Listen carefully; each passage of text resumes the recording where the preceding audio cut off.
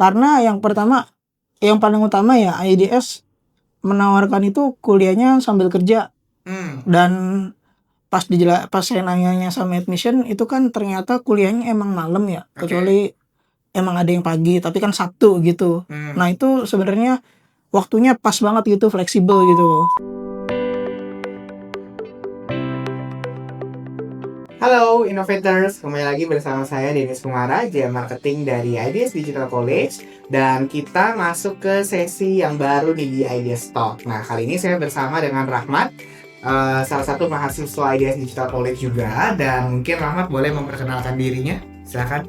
Oke, halo teman-teman, saya Rahmat Dipa, mahasiswa semester 7 di IDS Digital College.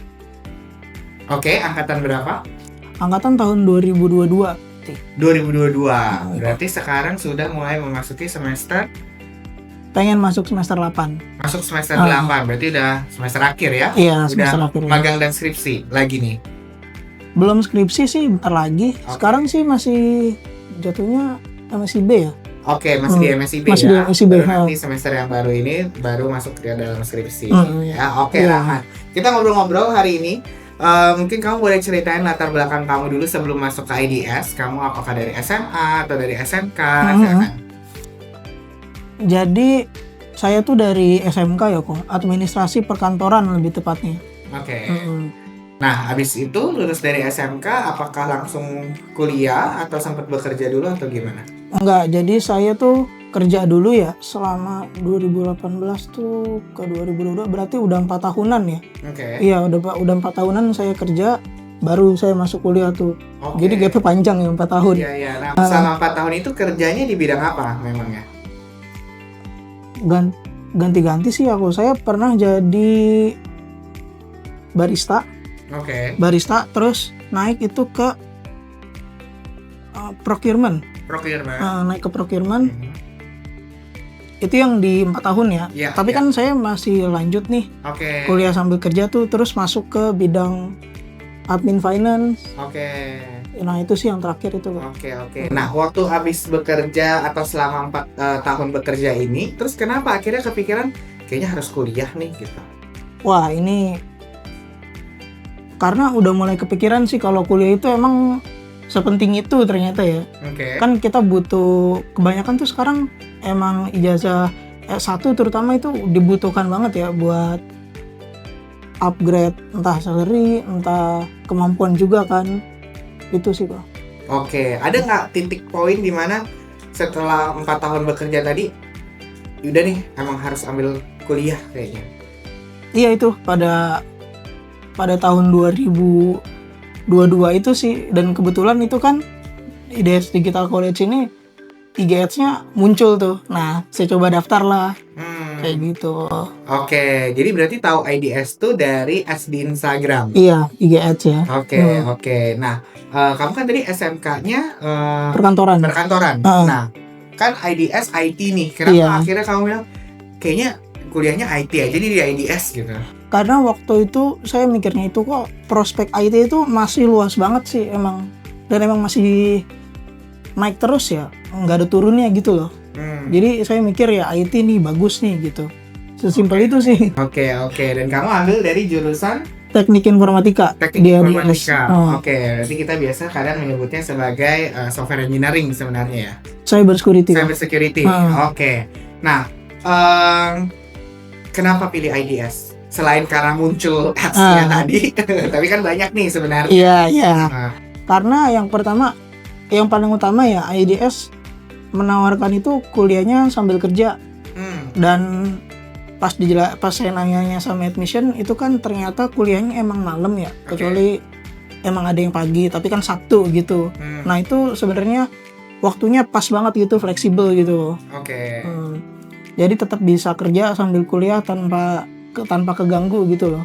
Di antara kuliah sama kerjanya itu jamnya itu kan kepisah gitu. Jadi ya karena bisa akhirnya kamu tetap bekerja tapi juga kuliah karena kuliahnya malam ataupun di Sabtu pagi. Iya gitu. Itu yang akhirnya membuat kamu memutuskan yaudah IDS aja deh. Nah berarti waktu kamu tadi kan bekerja pertama 4 tahun baru memutuskan kuliah. Setelah kuliah berarti sambil bekerja juga kan? Setelah kuliah itu sambil bekerja juga. Sempat sambil bekerja juga. Oke, nah terakhir kamu bekerja sebagai apa nih? Terakhir ini sebagai driver Maxim. Driver Maxim? Oke, kayak ojol lah ya? Iya, ojol. Oke, nah kenapa tuh? Sebenarnya apa sih alasan kamu tuh bekerja kemudian juga sambil kuliah? Apakah salah satunya untuk membayar uang kuliah atau gimana? Iya, bener emang. Tentunya emang udah pasti buat sambil bayar kuliah juga sih kok, sambil buat ya biar ada pendapatan juga gitu kan, biar nggak kegantung orang tua banget gitu. Itu sih. Nah yang terakhir ini jadi driver untuk Maxim nih berapa lama kurang lebih? Itu setahun lebih sih kok kalau hitung-hitung. Oh lumayan juga ya. Setahun 6 bulanan apa ya kurang? Lumayan. 1 tahun setengah. Iya, 1 tahun tahun lah setengah. ya. Nah kenapa waktu itu akhirnya kan kamu sempat kerjanya kantoran sebenarnya, jadi purchasing, jadi admin dan sebagainya. Terus kenapa akhirnya kok yaudah sambil ngojol aja deh gitu? Yang pertama itu kebetulan waktu itu perusahaannya emang bilangnya gimana ya, hampir gulung tikar yang satu. Nah ada lagi terus emang habis kontrak. Nah terus saya mikir tuh kalau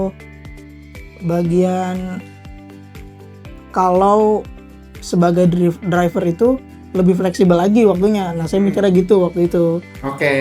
Nah kalau jadi driver kan pasti lebih bekerjanya di luar ruangan kan. Gimana nih, kamu merasakan capek nggak sih habis itu harus kuliah lagi gitu? Tergantung sih kok cara manage waktunya ya biar nggak kecapean banget. Tentunya istirahatnya juga nggak terlalu diporsir lah gitu narinya kok. Jadi istirahatnya ada gitu, nggak terlalu capek kuliah. Apalagi kan kuliahnya juga malam ya gitu. Nah gimana cara kamu tuh memutuskan untuk bagi waktu? Oh yang jam segini sampai jam segini kerja, habis itu kuliah. Terus kan kuliah juga pasti banyak project, banyak tugas. Gimana cara kamu ngatur membagi waktunya? Kalau sebagai driver ojol ya, saya tuh biasanya pagi sampai siang gitu, sampai jam 10-an gitu, narik terus berhenti, nanti keluar lagi sore jam 3-an gitu, sampai jam 6 gitu. Kalau misalkan ada kuliah malam ya udah saya berhentiin sampai jam 5 misalkan, nanti baru masuk kuliah gitu. Kalau yang pagi ya udah tinggal ngambil kuliah dulu baru narik mungkin. Nah kamu sempat ada ini nggak sih kayak culture shock gitu ya waktu kuliah di IDS, karena kan maksudnya background kamu dari perkantoran, kemudian tadi di procurement juga gitu, dan sempat barista juga gini. Ini kan benar-benar beda-beda nih. Terus tiba-tiba masuk ke dunia IT yang ngomonginnya coding lah dan sebagainya. Ada ini nggak sih roamingnya tuh gimana?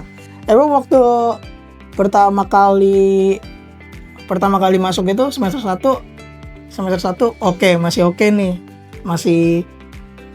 masih nggak ada kesulitan gitu lah ya. Tapi kan makin semester kan makin naik nih mata kuliahnya ya, itu bisa lah dibarengin kok. Terutama waktu program apa yang semester 6 semester 7 itu MSIB ini itu bener-bener ngenalin banget sih kok. Itu bener-bener pengetahuan yang lebih luasnya lagi tuh. Karena kan emang belajar kan dari luar gitu ya. Wah itu bener-bener yang nggak tahu tuh emang rada puyeng sih ngikutinnya, tapi ya masih bisa aja sih untungnya. Masih bisa diikutin maksudnya. Nah kamu berarti ngambil MSIB-nya di mana? MSIB-nya itu di Phoenix 7 kok. Di Phoenix 7 itu apa? Ini kan semester 6 semester 7 ya. Nah semester 6-nya itu saya ngambil digital forensik. Semester 7-nya itu ngambil cyber security emang. Nah itu boleh nggak sharing pengalaman kamu waktu MSIB ini gitu? Kan belajar digital forensik, belajar cyber security gitu. Apakah beneran relevan gitu apa yang diajarkan IDS juga gitu dan nyambung ketika kamu MSIB, dan gimana pengalamannya 2 semester ini? Relevan dengan yang diajarkan IDS itu relevan sih kok. Emang ada mata kuliah yang sebelumnya udah diajarin dan itu emang masuk ke situ. Contohnya itu kayak dasar keamanan cyber tuh, dasar keamanan cyber. Nah itu masuk juga di situ, emang dijelasin lagi juga waktu MSIB. Terus itu di di cyber security-nya itu ada kriptografi gitu-gitu. Nah, itu masuk juga kok. Jadi ya relevan. Sangat relevan ya. Sangat relevan. Dan kamu happy untuk ikut Iya. MSIB ini. Oke. Keseruannya gimana, boleh ceritain nggak? Karena kan biasa belajarnya di kampus, terus sekarang 2 semester di luar kampus nih, tapi ya masih relevan juga gitu. Iya. Lebih keseruan apa kepusing ya ini? Boleh dua-duanya nih, seru apa pusing, terus bingung. soalnya tuh waktu MSIB itu di final projectnya kan emang kayak ngerjain satu case gitu ya, berdasarkan dari yang kisah nyata. Kalau yang di Seven ini ya, itu emang bener tuh kayak dibuat nyari sesuatu itu yang belum pernah, apalagi saya ya, karena kan saya emang belum ada IT bidang belakangnya. Itu bener-bener kayak belum pernah kita tahu gitu loh. Nah, makanya itu kan dicobain, itu emang seru banget, nyari gitu kan, ngebaca log, terus nyari apa nih yang jadi kerentanannya gitu-gitu. Wah, itu seru tapi pusing juga emang kok. Jadi dua-duanya ya. Iya, jadi dua-duanya itu. Oke. Nah, berarti kalau misalnya kamu udah 2 semester MSIB gitu ya, ada nggak sih mata kuliah favorit kamu di IDS selama ini? Mata kuliah favorit itu pemrograman sih kok justru. Meskipun nah ini pemrograman saya justru malah bener-bener dari nol nih kan pemrograman ya. Jadi nah itu meskipun masih rada susah ngikutinnya, tapi ya itu mata kuliah favorit. Pemrograman. Ribet banget mahamin SDLC-nya gitu kan, kayak ngebuat aplikasi dari nol sampai jadi, itu emang ribet sih mahaminnya kok. Oke. Ya, tapi artinya sebenarnya kan suka ada dari orang awam bilang gini, kalau mau kuliah IT udah harus background IT dong gitu. Nah, tapi kan kamu bukan nih gitu. Nah, kamu menyikapinya gimana tuh? Enggak sih, enggak harus ada dulu basic IT, tapi kan nanti bisa belajar pelan-pelan gitu sih kok paling. Oke. Nah, terakhir dong, Rahmat, mungkin buat teman-teman di luar sana nih yang saat ini mungkin masih SMA ataupun sudah bekerja dan tapi belum mengambil kuliah gitu untuk S1-nya, boleh nggak kasih dorongan, kasih encourage buat yuk penting nih kuliah S1 gitu, dan terutama yuk kuliah di IDS gitu. Kalau kalian itu udah kerja ya, terus bingung gitu kan mau nyari kuliah yang fleksibel itu di mana? Nah, di IDS ini karena emang kelasnya itu bener-bener fleksibel, bahkan ada beberapa kelas yang hybrid. Terus tuh buat teman-teman yang masih SMK nih, SMA, itu serius ijazah itu S1 terutama itu sepenting itu buat upgrade diri lah, atau tadi yang saya bilang itu terutama dari segi salary emang beda sih. Itu sih kok paling. Oke.